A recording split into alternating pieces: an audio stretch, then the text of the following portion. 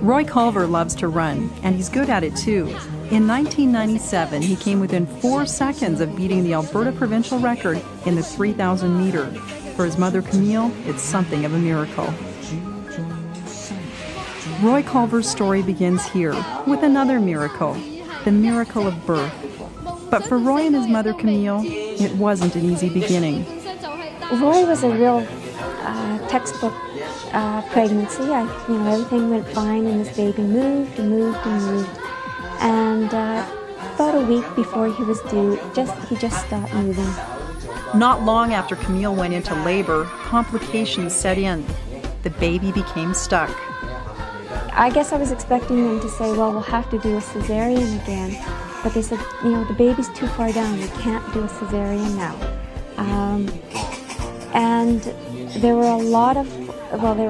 forceps were put in place. And I remember thinking, what is this doing to my baby's head? Roy Culver's first experience with the world outside the womb had left its mark. He was bruised, which you expect with forceps. What I didn't realize was that it had an effect on his jaw. It wasn't sitting in joint as it should be. It explained why he had trouble being understood. He didn't speak very clearly, so it made it just easier not to talk. The physical effects of Roy's birth were obvious, but the emotional one became more apparent as he grew older. Roy always, stood on the outside, assessed the situation, and was very cautious. It was always like he was never really sure if he was going to be accepted. So, in a lot of ways, I do feel his birth had an effect on that. Well, his energy level was extremely low, especially as a toddler. It was really low because he didn't crawl, because he didn't have the energy to crawl. And then when we started with the gluten-free diet, he got up and started walking. Camille set up an appointment to take Roy to see a craniosacral therapist. It didn't take long for her to know that she'd made the right decision.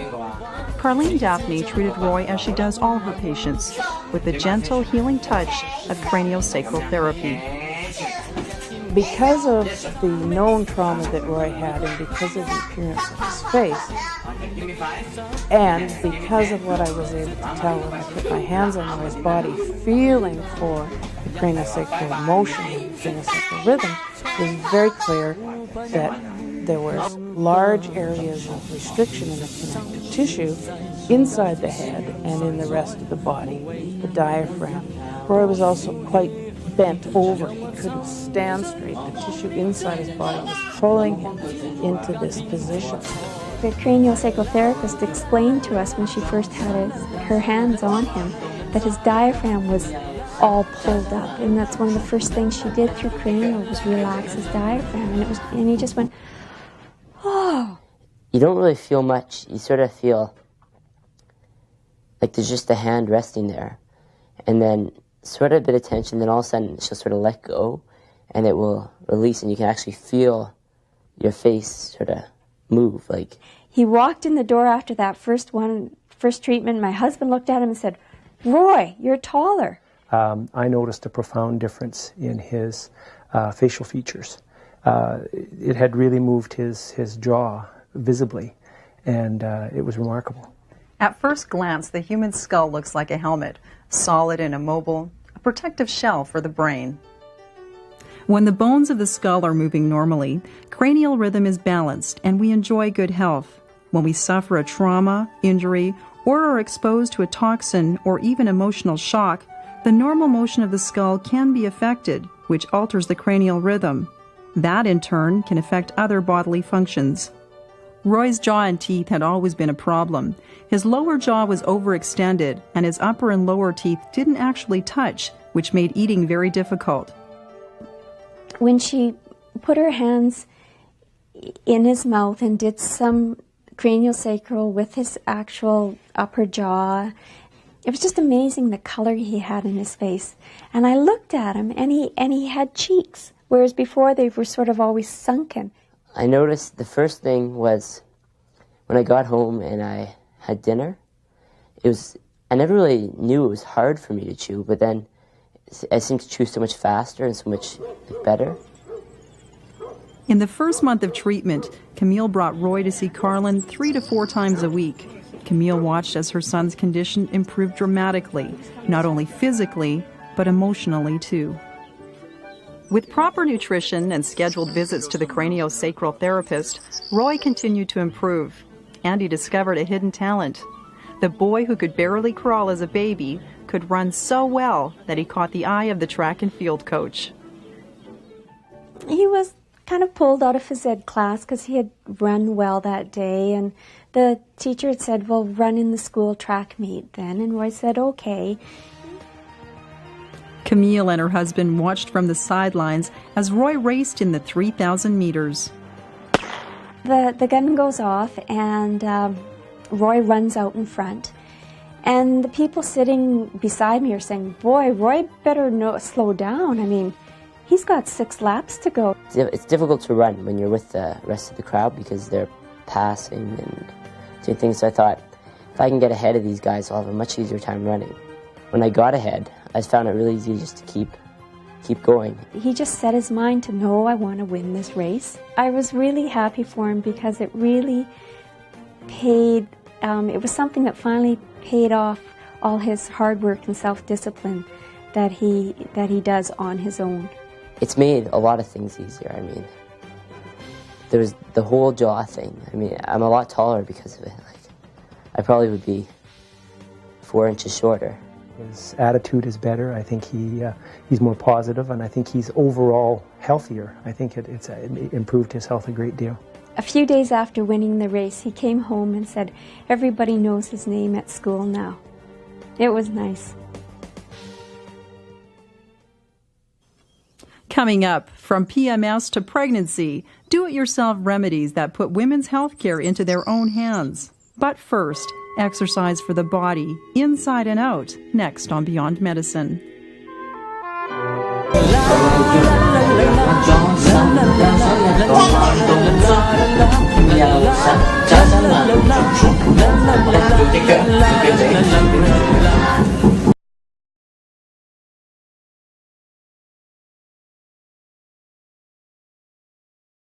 Had a sort of strange feeling in my right arm. I wanted to go out drinking, I didn't want to go to the doctors. And when I went to the doctors, I thought to myself, they'll just look at it, they'll test it a little bit, and nothing more will happen. And I'm still thinking, carpal tunnel at worst, it's nothing serious. She seemed concerned, and she said, I'm going to send you to see a neurologist. And I went by myself to a brain scan, and the doctor said to me, it could be Parkinson's, it could be Huntington's, or it could be Wilson's, all pretty horrific conditions, but I was rooting for Parkinson's because the other two he passed away from. And I went to the appointment and I took my parents with me this time because I knew we were talking something serious. They told me it was Parkinson's, and I thought, phew, honestly to God, instead phew in my head. And my parents probably weren't saying phew. It was the first time they'd heard it. They hadn't had the time to deal with it like I had. And that relief slowly turned to panic as I realised I had to deal with it. And over the weeks and months following, my symptoms got worse. I could feel them changing. The first time I ever took the medication, I could feel my legs. And it made me panic that this was my future. And I suddenly felt myself sort of slipping away a little bit. And I realised that I might become the girl that no one would invite to anything anymore because I was always saying no. And then I was sat in my parents' house one day with everyone I love around me. And I thought, if someone came into my home and tried to ruin my relationship, stop me from being able to work, destroy everything I'd worked so hard for, would I have let it? Of course I wouldn't. I'd have fought it to the ground. Yet I was letting something with no face and a ridiculous name, not even a proper name, I'd let it take me down and I hadn't given a fight. And I thought then and there, I'm going to say yes to everything. And when I started saying yes, interesting things started to happen. My positive attitude was noticed at work. Just bear with me here. to pick something under again. I was promoted at work because they realised that I could inspire and lead. I was living with my parents for a short period of time and I didn't want to be a child again. So I thought to myself, I'm going to change this. And I bought a home and it was somewhere that I could have my friends come to if I was tired. If I felt exhausted, there was another option. My snazzy new job and snazzy new house got me a snazzy new boyfriend who's incredibly pragmatic but doesn't take nonsense from me or Parkinson's, and I love that. I also realised that I had a story to tell. I became more confident in telling it.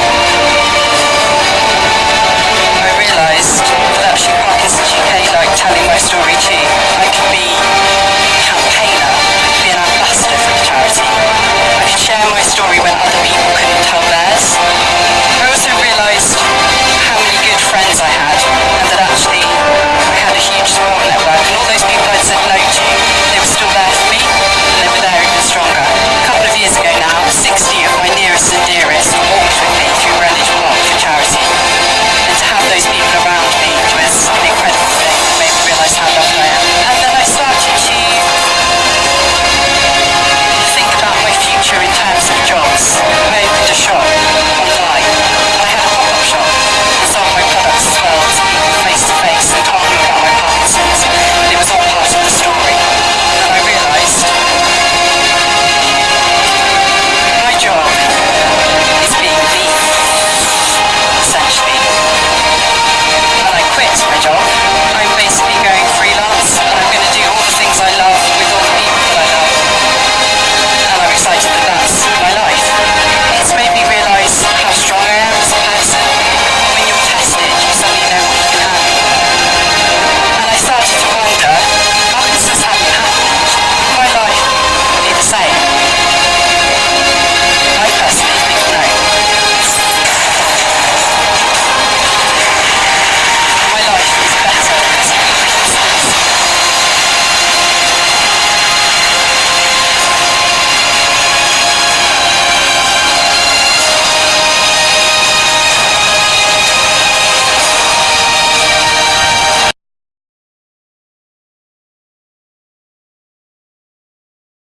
你問我嘅時候，我嗰陣時係背脊，我係背脊右邊近腰嘅肌肉抽緊筋。咁啊嗰個抽筋就係好嚴重嘅抽筋，有少少影響我呼吸。咁就咁佢就起身就幫我做一啲按摩啊，諸如此類。當下嗰刻即刻諗啊嘛。Doctor C 話腰背位中求，好啦，咁我就位中穴咁樣即係撳佢啦咁樣。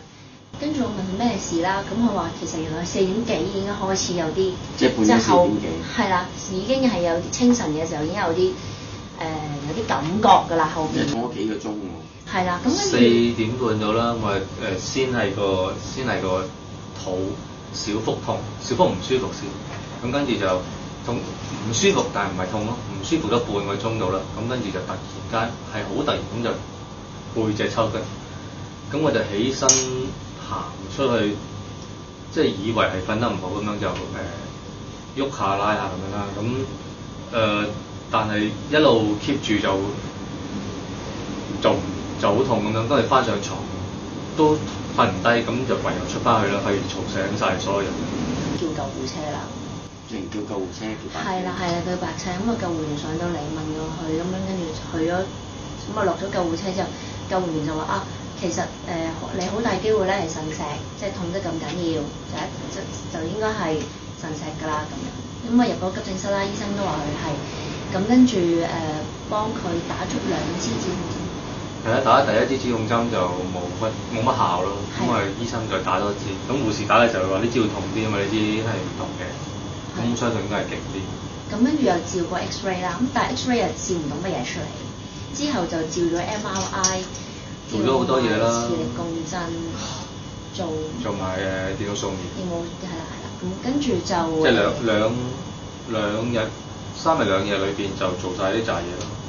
咁跟住就發現咗係有粒有粒3mm， 即係 confirm 有粒3mm 直徑嘅腎石。好痛，佢喐嚟喐去，咁於是乎我就幫佢做3日字，揾Dr. C 啦，咁陳姑娘就好快咁就覆我咁佢就叫我Dr. C 咧就叫你做呢啲嘢，咁樣。先佢講個結果咧，我而家先知嘅啫。原來佢肯去即係回應我嗰個俾佢嘅 advice， 嗰個痛係少咗90%。Dr. C 叫我一路幫佢做，一路開口同佢講，同佢祈禱。其實一齊咧就用主禱文去完結嗰個祝福。咁竟然原來嗰個咧就能夠將個痛咧減低咗90%。冇人知啫喎。同埋Dr. C 嘅聲音咧係好有感染力嘅。3mm 直徑。3mm 直徑。咁佢話一粒。照都係一粒。Okay. 因為如果咁細做咧，未擊碎粒腎石就已經擊碎咗個腎。OK。咁所以咧就唔值得去做嘅。其實都幾奇怪㗎，粒石大啲就唔會擊碎咗個腎啊。係啊，明白。可能佢意思係粒石大啲就連個腎一齊擊碎都抵啲啊。可能我都係覺得咁樣嘅。其實就一路等緊醫生講嘅排翻出嚟。咁即係話之後都係改變咗少少嘅飲食習慣啦，因為個意識上邊諗住飲少啲咖啡奶茶啦，俾自己飲多啲清水啦，去多啲小便啦，用個意念去將嗰個石衝出嚟啦。咁最後係喺上個禮拜，直到有一朝起身去廁所嘅時候，突然間聽到叮當嘅聲，但係佢身體覺得係舒服咗。但係呢段時間係冇嗰種感覺啦，已經即係冇話頂住啦。直到今朝起身嘅時候，咁個背脊到而家都係背脊喺度扯住痛。咁但係嗰種扯住咧就唔係上次嗰種抽筋㗎啦，係似係即係譬如瞓覺嘅時候一路扭住，咁到而家即係懷疑咯。佢提醒你仲有一啲可能沙石未完全處理啦，即係個本因我哋未完全處理。好，唔該晒你呢個分享。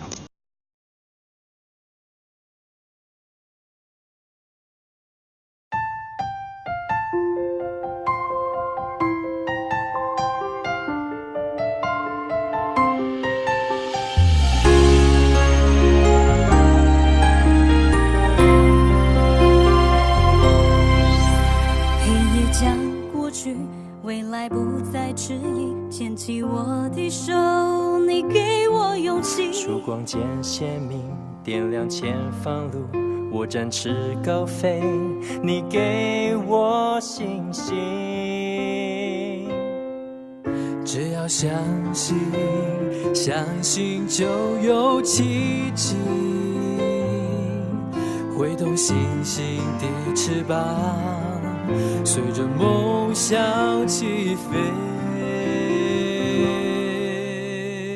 相信有爱就有奇迹，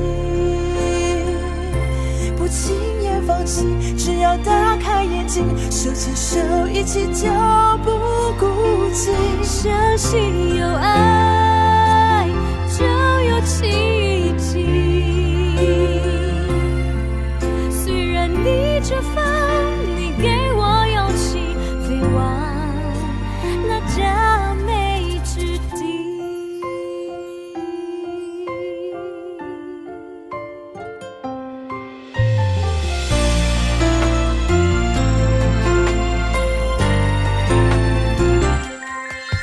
黑夜将过去，未来不再迟疑，牵起我的手，你给我勇气。曙光渐鲜明，点亮前方路，我展翅高飞，你给我信心。只要相信，相信就有奇迹，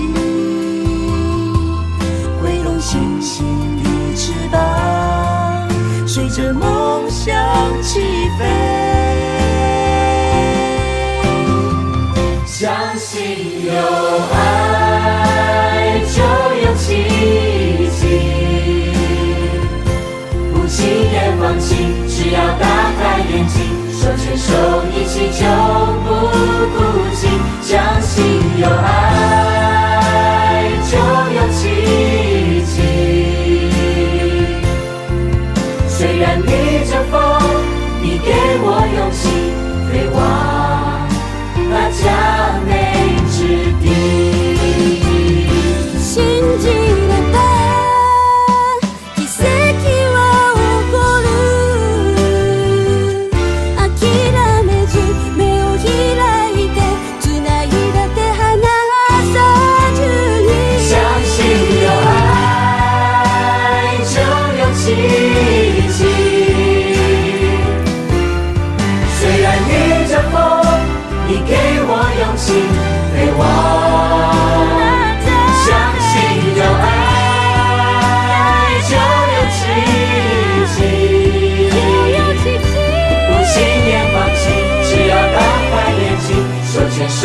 起就不孤寂。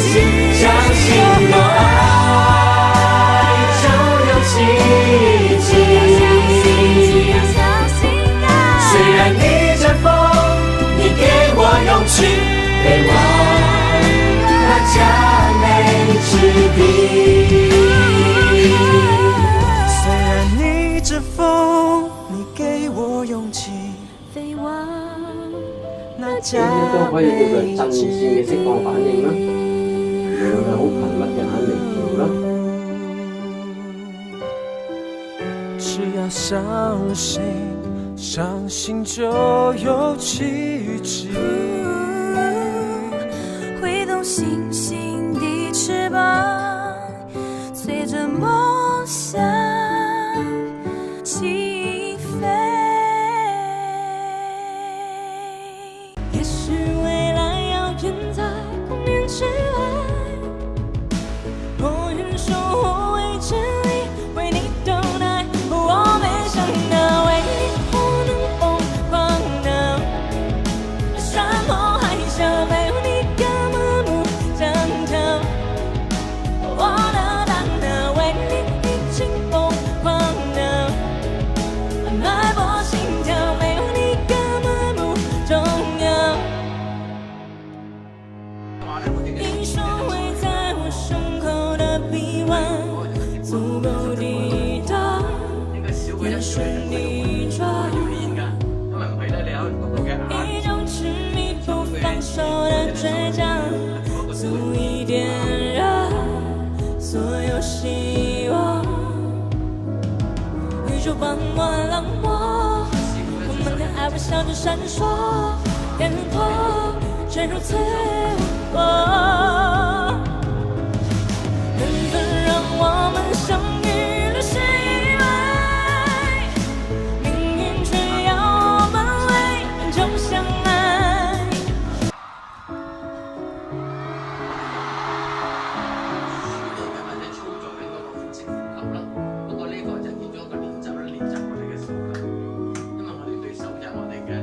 单手停在发端的指尖，入我瞬间，冻结时间，记着望着我坚定的双眼，也许已经没有明天。面对浩瀚的星海，我们微笑得像尘埃，漂浮在一片无奈。缘分让我们相遇了是意外，命运却要我们为就相爱。也许未来遥远在光年之外，我愿守候未知里，为你等待。我没想到为你我能疯狂到山盟海誓，没有你根本不想逃。我的大脑为你已经疯狂到脉搏心跳，没有你根本不重要。也许胖到意外是醒不来的梦，或许意外是纯粹